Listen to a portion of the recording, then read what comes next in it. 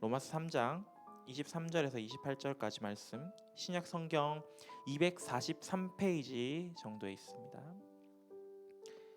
신약 성경 243페이지 정도에 있습니다. 로마서 3장 23절에서 28절까지 말씀. 저와 여러분이 한 절씩 교독하여 읽도록 하겠습니다. 제가 먼저 읽습니다. 모든 사람이 죄를 범하였음에 하나님의 영광에 이르지 못하더니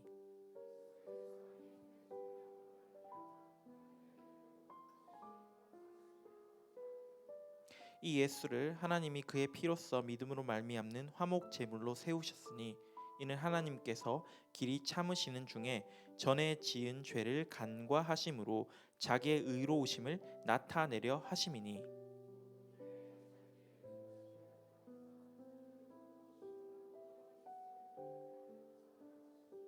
그런즉 자랑할 때가 어디이냐 있을 수가 없느니라. 무슨 법으로냐 행위로냐 아니라 오직 믿음의 법으로니라. 그러므로 사람이 의롭다 하심을 얻는 것은 율법의 행위에 있지 않고 믿음으로 되는 줄 우리가 인정하노라. 아멘. 네, 반갑습니다. 이제 우리 어느덧 장마철이 다가왔죠. 네, 이제 저도 이제 요즘은 하루를 시작할 때가 되면은 가장 먼저 빼놓지 않고 하는 것이 있습니다. 과연 무엇을 할까요? 그렇지, 맞아요. 다들 그런가 봅니다. 핸드폰을 열어서 오늘의 날씨를 이제 확인해 봅니다. 아, 오늘은 10시부터 2시까지 비가 오겠구나. 내가 한 1시에는 밖에 있으니까 우산을 챙겨 가야지. 너무 티 같나요? 전사님이 이제 이렇게 매일매일 이제 시간을 체크하고 이제 날짜를 체크해서 오늘 날씨가 어떻고 이제 비 소식이 있으면 우산을 챙겨가죠.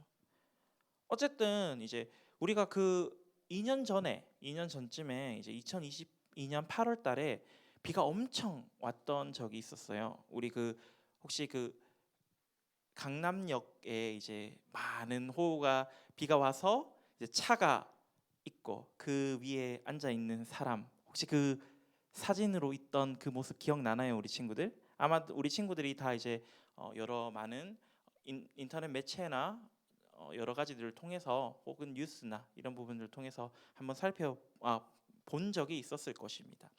그때 이제 급격히 내린 비로 인해서 서울의 이제 강남 쪽 혹은 이제 서초 이제 관악 이런 이제 산 밑쪽으로 도로나 집들이 이제 물에 많이 잠겼어요. 그러면서 이제 침수 피해를 많이 겪었죠. 그리고 사람들은 이제 통행을 하는데 어려움을 많이 겪었습니다. 화면을 띄워주셨네요. 네, 맞습니다. 저 때가 이제 2022년 8월 2년 전이라고 해요. 네. 시간이 빨리 갔나요? 네. 이제 근데 그때 저런 이제 호우 피해가 있을 때 항상 등장하는 사람들이 있어요. 어떤 사람들일까요?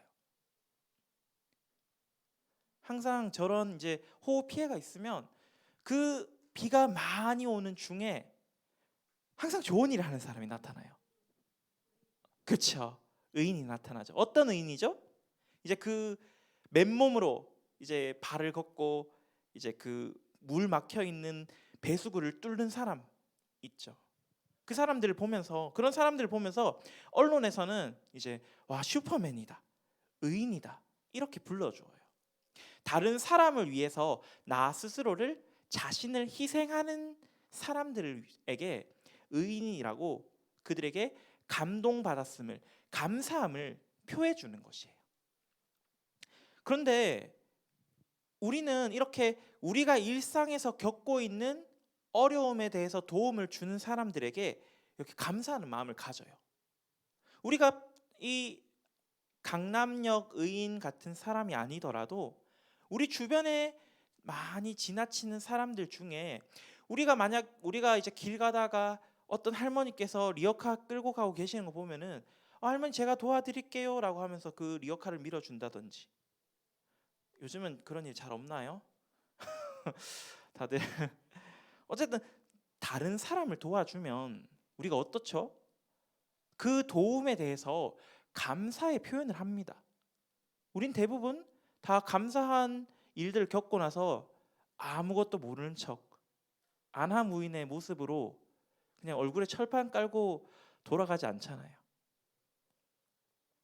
그런데 이것보다 우리가 평범하게 겪는 경험에서 겪는 도움보다 더 큰 도움, 아니 더 큰 사랑을 주시고 그 도움의 수준을 넘어서서 우리에게 생명을 주신 분이 계십니다. 그게 누구실까요? 그렇죠. 우리 친구들도 너무나도 잘 알고 있듯이 예수님이세요. 예수님께서는 우리에게 아무런 조건도 없이 우리를 도와주셨어요. 죄악 가운데 빠져서 이제 죽을 수밖에 없는 우리를 도와주신 거죠.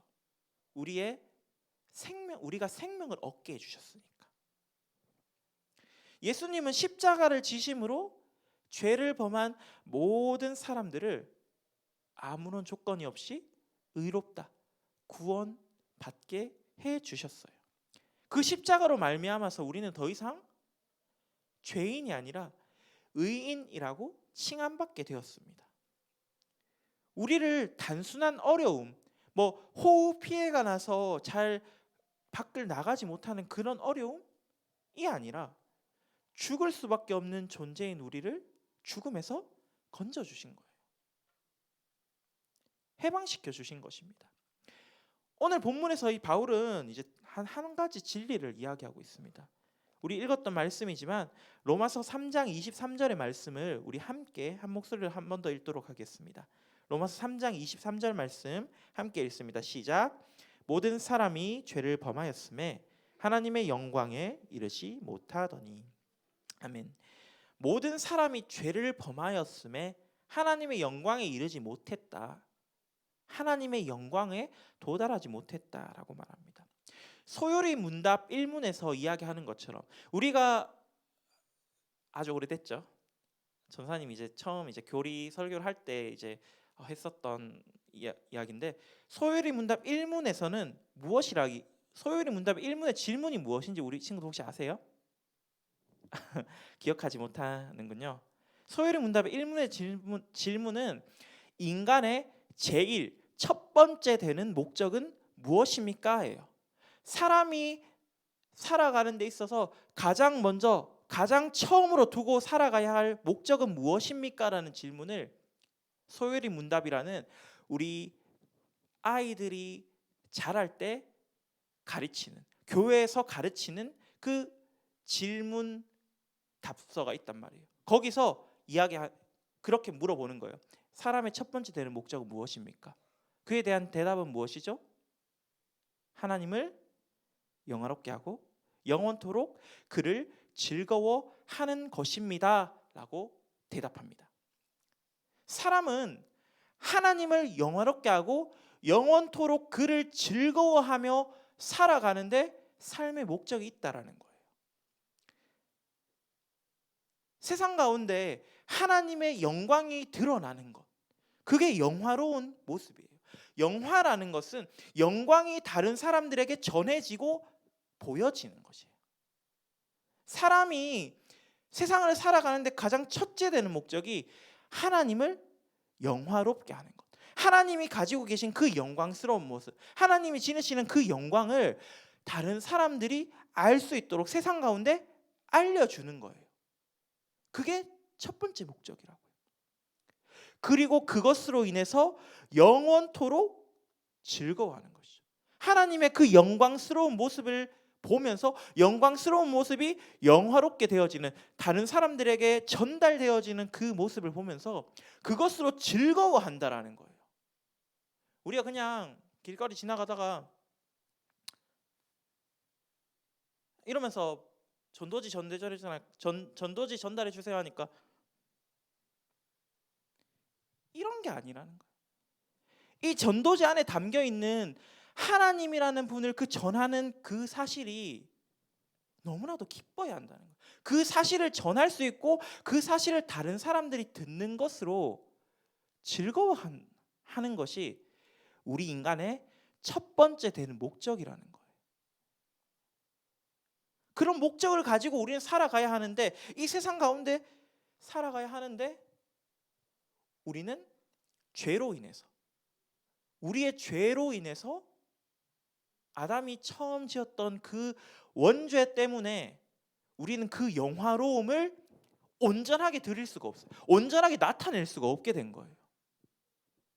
하나님의 영광을 드러내는 것은 우리가 이렇게 전도지를 전해주는 것, 하나님이 영화로우신 분이십니다, 하나님의 영광이 넘치시는 분입니다, 우리가 말로 이렇게 전할 수도 있겠지만, 하나님은 처음에 우리를 만들었을 때, 인간을 창조하셨을 때 너희의 삶의 모습을 가지고 나의 영광을 드러내라라고 우리를 만들어 주셨어요.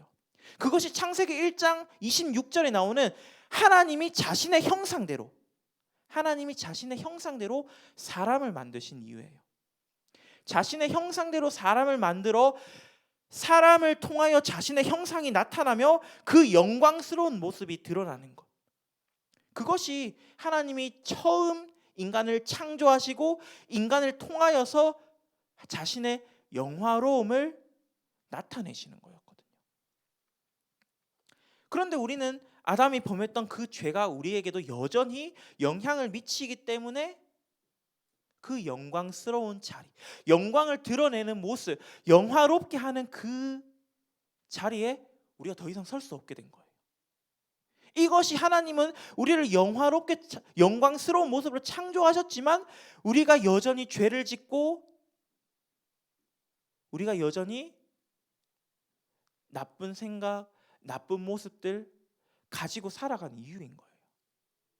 하나님이 우리를 지으신 그 모습대로 살아가지 못하는 그 이유가 바로 죄 때문이라는 것이죠. 그런데 하나님은 이런 죄인인 우리를 위해서 한 가지 해결책을 주셨습니다. 그것이 바로 예수 그리스도세요. 예수님께서 우리를 위하여 십자가에 달려 돌아가심으로, 로마서 3장 24절에서 말하는 것처럼 예수 안에 있는 속량, 우리의 죄를 용서해 준 그것으로 말미암아 하나님의 은혜로 값없이 의롭다함을 얻은 것입니다. 의롭다함을 얻은 자가 되어졌습니다. 죄인이었던 우리에게 아무런 값도 없이 은혜로 주었다라는 거예요. 은혜라는 것은 우리 친구들이 정말 쉽게 생각하면 정말 아무것도 안 했는데 그냥 주는 거예요. 내가 기대하지도 않았는데 무언가를 받는 거예요. 우리가 하나님을 바라보며 하나님 붙들면서 하나님의 영광을 드러내는 사람들로 살아가야 한다라고 하나님 만들어 주셨는데 죄 때문에 못 한다 했잖아요. 그래서 우리는 더 이상 하나님을 영화롭게 하면서 하나님의 영광을 드러내며 살 수 없구나. 우리 가운데 그런 마음의 생각들이 있는 중에 하나님이 너희를 의롭다고 해주신 거예요. 너희가 이제 죄에서, 그 죄값에서 자유하게 될 거야. 의롭다고 내가 너를 이야기해 줄게 라고 말씀해 주신 거예요. 우리 입장에서는 어때요? 우리는 아무것도 안 했는데 그냥 하나님이 지으셔서 하나님 지은 받은 대로 살아야 하는데 나는 죄인이었네? 그럼 나는 아무것도 못하고 있는데? 좌절하고 낙심하고 있는 그 상황에 하나님 우리에게 내가 너를 의롭다 라고 말씀해 주신 거예요. 하나님은 우리를 의인이라고 칭해 주셨습니다. 그래서 이 이야기를 칭의라고 해요. 칭의라는 것은 우리를 의롭다고 칭해 주심, 불러 주심, 여겨 주심이라는 말입니다. 그래서 실제로 우리는 여전히 죄인이에요. 우리가 처음 지었던, 인간에게 처음 주어졌던 그 죄, 선악과를 따먹음으로 하나님의 말씀을 어겼던 그 죄에 대한 그 죄는 여전히 우리 가운데 남아 있어요. 그 죄는 여전히 해결된 것이 아니에요. 또 우리는 계속해서 죄를 짓죠. 우리의 삶을 살아감에 있어서. 그럼에도 불구하고 하나님은 우리를 의인이라고 불러주시는 거예요. 왜요? 우리가 죄인이거나 의인이거나 이런 사실은 너는 죄를 지었어, 너는 죄를 짓지 않았어 라는 그 사실은 누가 결정합니까? 제가 결정하나요? 세상의 법정이 결정하나요? 물론 세상에서는 세상의 기준을 가지고 죄인, 죄를 지은 사람, 범법자라고 판단하죠. 하지만 하나님이 결정하시는 그 죄인인가 의인인가 하는 그 사실이 우리가 부름받은 자로서 우리의 정체성이 되는 거죠. 우리의 모습이 되는 거죠. 하나님이 분명히 우리는 죄를 지었어. 여전히 우리 가운데 죄가 있죠. 죄가 있고 죄를 지었는 그 모습이 우리 가운데 남아 있지만 하나님이 너 의인이야 라고 불러주셨다니까요. 칭해 주셨다니까요. 모든 그 기준은 너가 죄를 지어서 죄인이고 너는 죄를 짓지 않아서 의인이야 라는 그 기준은, 결정권은 하나님께 다 있어요. 그래서 하나님이 우리를 보면서 의롭다고 말씀해 주시는 거예요. 그러면 아니 하나님, 저기 정수를 봐서는 도저히, 정수는 의인이죠. 아무튼 우리 다른 친구들 보면서 아니 하나님, 쟤는요, 그 하나님이 성경에서 말씀하신 것처럼 모든 사람은 죄인이라고 이야기하셨잖아요. 또 쟤는 제가 봤을 때 나쁜 짓 한 5가지는 했어요 라고 생각할 수 있잖아요. 그런데 하나님은 그걸 들으시고도 아니 의인이라니까, 의인이야 라고 말씀해 주시는 거예요. 그렇게 얘기하면 어떻게 합니까? 우리는 그냥 따를 수밖에 없죠. 그 결정권은 하나님께 달려 있으니까요. 제가 오늘 이 자리에 지금 서서 설교를 하고 있고 말씀을 전하고 있지만 만일 이제 그 교회에서 이제 저를 이제 이번 주까지만 하고 보냈어요. 만약에 그럼 제가 다음 주에 이 자리에 와서 제가 전도사 이제로 설교합니다라고 했을 때 그 역할을 제가 감당하나요? 그렇게 부름받을 수 있나요? 그렇지 않다라는 것이에요.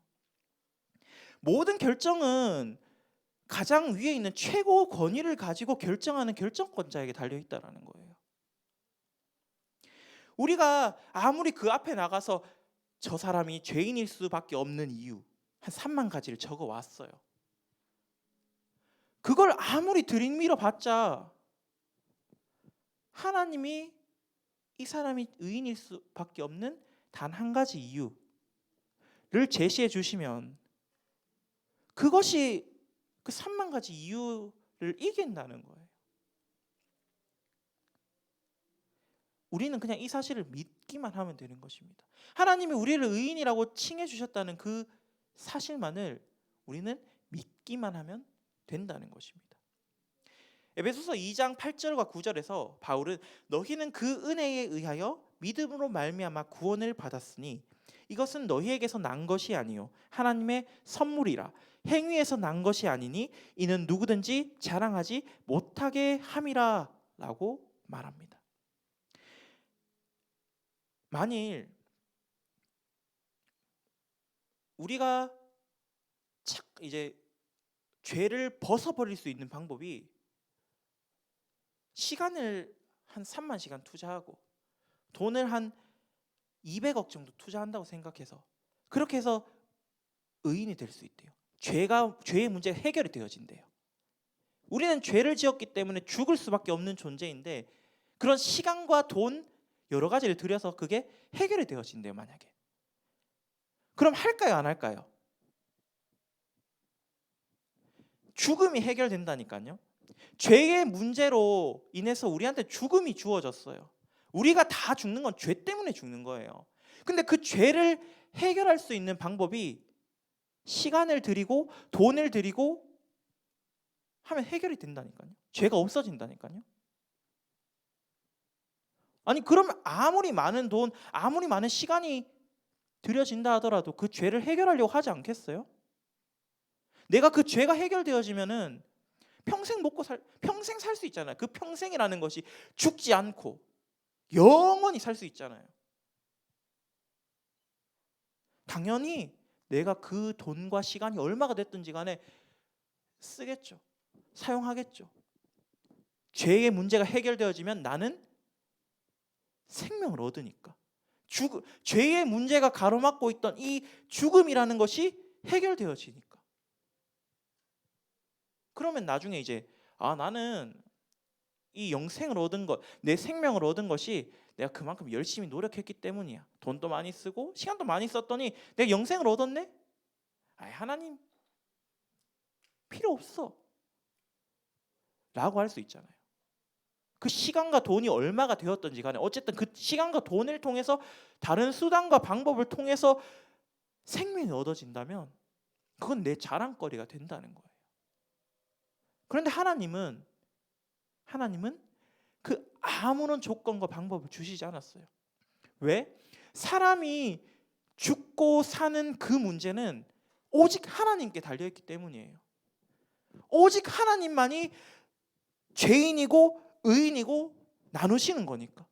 오직 하나님만이 죄의 삭은 사망이라고, 죄인은 죽어야 하는 존재라고 그렇게 결정하셨으니까 하나님만이 해결할 수 있는 권한으로 남겨두신 거예요. 그런데 하나님은 그것을 모두에게 그냥 무료로 공짜로 풀어주신 거예요. 어떻게 하면? 하나님을 믿기만 하면. 예수님이 우리를 위하여 십자가에 달려 돌아가셨다라는 그 사실을 믿기만 하면 너희 다 구원받을 수 있어. 너희 다 공짜로 생명을 얻을 수 있다니까? 라고 하시면서 주신 거예요. 그래서 우리는 그것만 자랑하면 됩니다. 그것만 믿으면 되는 것입니다. 아니 가만히 있었는데 하나님이 우리에게 은혜로 생명을 주셨네.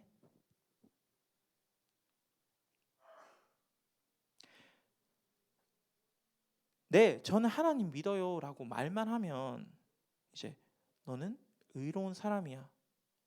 너는 더 이상 죄에 대한 책임을 지지 않아도 괜찮아 라고 하나님께서는 우리를 그렇게 여겨주시는 것입니다. 우리를 그렇게 만들어주신 거예요. 우리가 이제 수련회를 앞두고 있습니다. 이제 한 3주 정도 남았죠. 이번 수련회의 주제가 무엇입니까? 수련회의 주제 우리 친구들 맞아요. 예수님과 함께 사는 삶입니다. 예수님과 함께 사는 삶. 만약 전도사님과 함께 사는 삶이라고 하면 그래서 한 달 정도 전도사님이랑 같이 살아야 된대요. 어떻습니까?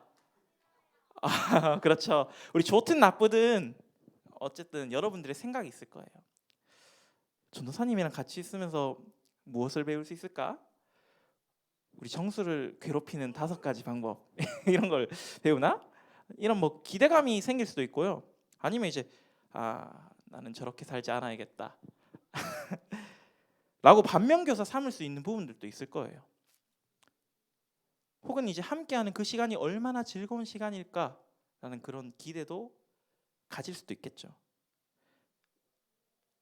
이런 생각은 어디서 나옵니까? 여러분들이 전도사님을 얼마나 알고 있느냐에 따라 나오겠죠. 전도사님이 얼마나 유잼인지 여러분들이 알아야 기대가 크겠죠. 그렇지 않겠어요? 우리가 예수님과 함께 사는 삶이라고 해서 주제를 가지고 나가잖아요. 수련회를 가잖아요.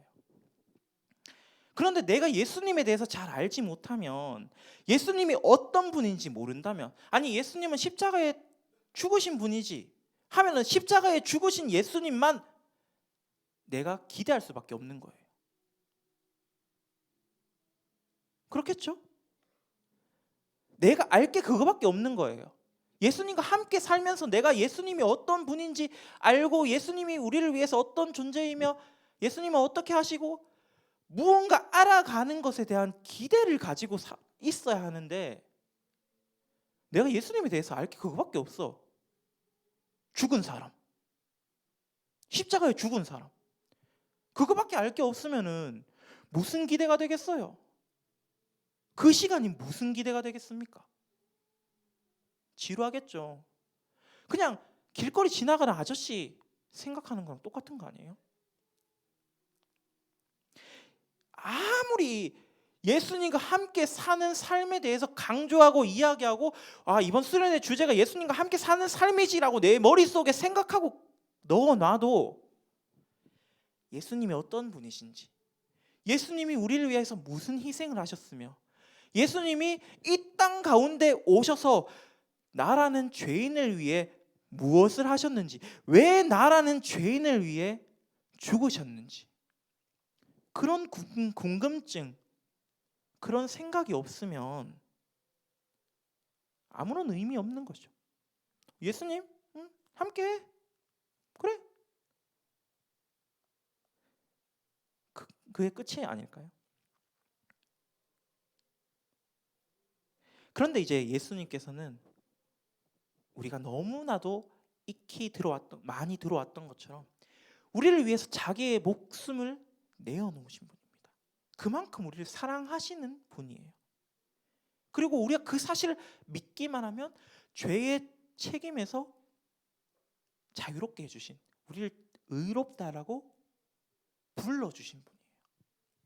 내가 생각하고 있는 그 이상으로 하나님, 예수님은 나를 사랑하시는 분이라는 거예요. 내가 그 사실을 안다면, 내가 그 사랑을 안다면, 내가 예수님께 들은 그 사랑, 내가 경험했던 사랑, 그것보다 더 큰 사랑을 나에게 주신다고 기대되지 않겠습니까? 궁금하지 않겠어요? 나를 의롭다 하신 그분을 통해서, 그분과 함께 사는 삶을 소망하는 그 시간을 통해서 우리가 우리의 삶의 방향에 대해서 고민해 볼 수 있는 시간이 되었으면 좋겠습니다. 그리고 그 시간들을 준비하는 그런 시간이 되었으면 좋겠습니다. 아직 우리 수련회를 결단하지 못한 친구들이 있죠. 우리 오늘 이제 목장에 가서 수련회 이제 수련회 신청서를 쓸 것인데, 기도 제목도 쓸 것인데, 그런 친구들이 있으면 스케줄 조정해서 하세요. 함께 하세요. 어디 멀리 가는 거 아니잖아요. 물론 우리 멀리 가지 않으니까 우리 친구들 이제 슬픈 마음 있겠죠. 있을 수 있겠지만 멀리 가지 않기 때문에 우리 친구들 예배 자리 올 수 있잖아요. 언제? 금요일 8시에 금요 예배 드리면 되잖아요. 8시 못 오겠는데요. 10시에 오면 돼요. 10시에. 10시면 이제 학원 끝나잖아요. 멀어서 못 오겠는데요. 태우러 갈게요. 태우러 갈 테니까 오세요. 학원 수업 못 빼겠다. 저한테 얘기하세요. 제가 엄마한테 전화할게요. 부모님 못 가게 하신다 뭐 이런 친구들 있으면 저한테 이야기하세요. 제가 직접 전화하겠습니다. 금요일과 토요일 우리 물론 이제 오전에 우리 기대하는 특강 강사님 모셔서 함께 이제 또 특강식 듣는 시간도 있지만, 금요일 토요일 저녁에 우리가 함께 예배하고 함께 기도하자고요. 그 수련회 시간에 우리가 함께 주님을 찾고 예수님과 함께하는 삶에 대해서 우리가 함께 생각해 보자고요. 오늘 예배하는 모든 친구들을 수련회 자리 가운데서 만날 수 있기를 소망합니다. 수련회 예배와 그 기도의 시간 가운데 하나님 만나고 경험하는 그 귀한 시간이 되기를 기도합니다.